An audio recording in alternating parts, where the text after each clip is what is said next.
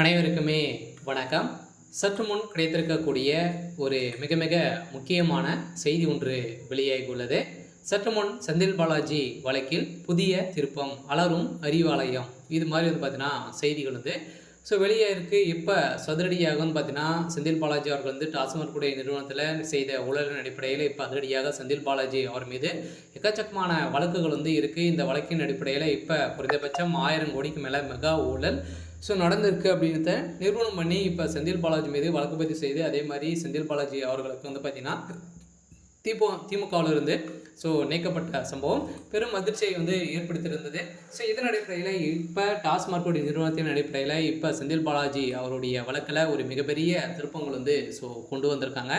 இந்த திருப்பத்தின் அடிப்படையில் இப்போ ஹைகோர்ட் அதிரடியாக செந்தில் பாலாஜி அவர்களுக்கு பதிலளிக்க வேண்டும் அப்படின்ற மாதிரி பார்த்தீங்கன்னா டாஸ்மார்க்கில் கொள்முதலில் எவ்வளோ கொள்முதல் செஞ்சுருக்கீங்க அப்படி கணக்கு வழக்குகள் அனைத்துமே நீங்கள் கொடுக்கணும் அப்படின்ற மாதிரி பார்த்தீங்கன்னா இப்போ செந்தில் பாலாஜி தரப்புக்கு உச்சநீதிமன்றம் அதிரடியாக ஒரு தீர்ப்பு வழங்கியிருக்காங்க.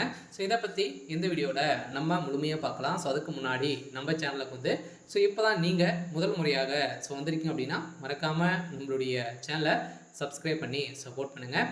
வாங்க வீடியோக்குள்ளே போகலாம்.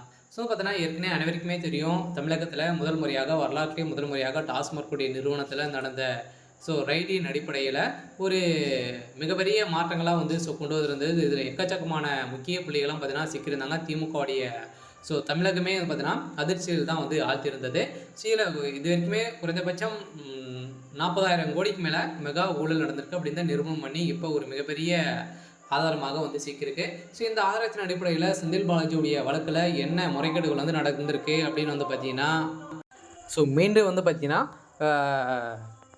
டாஸ்மாக் கூடிய மதுபானங்கள் கொள்முதலில் பார்த்தீங்கன்னா மீண்டும் 397 கோடி பார்த்தீங்கன்னா இழப்பீடுகள் செஞ்சுருக்காரு. இது முறைகேடுகள் இதில் இவ்வளோ கோடி நடந்திருக்கு அப்படின்ற மாதிரி மீண்டும் செந்தில் பாலாஜி மீது குற்றப்பிரிவு போலீஸார்கள் பார்த்தீங்கன்னா வழக்குப்பதிவு செஞ்சுருக்காங்க. இந்த வழக்குப்பதிவின் அடிப்படையில் தான் மீண்டும் ஏற்கனவே டிரான்ஸ்ஃபர் விஷயத்தில்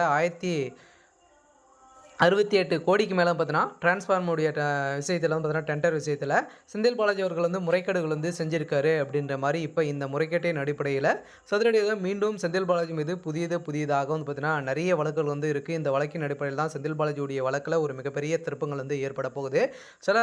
இதுக்கு 2 வாரங்கள் கால அவகாசம் இவருக்கு செந்தில் பாலாஜி தரப்புக்கு கொடுத்துருக்காங்க. அதுக்குள்ளே பதிலளிக்கலை அப்படின்னா அவருக்கு 2-3 ஆண்டுகள் பார்த்தீங்கன்னா சிறை தண்டனை விதிக்க போகிறதாக ஒரு தகவல் வெளியாக இருக்குது. இந்த தகவலின் அடிப்படையில் இப்போ செந்தில் பாலாஜியுடைய வழக்கில் புதிய திருப்பங்கள் ஏற்பட்டிருக்கு. இந்த திருப்பத்தின் அடிப்படையில் செந்தில் பாலாஜி அவர்கள் பார்த்தீங்கன்னா திமுகவுடைய அறிவாலயத்திலேயே பார்த்தீங்கன்னா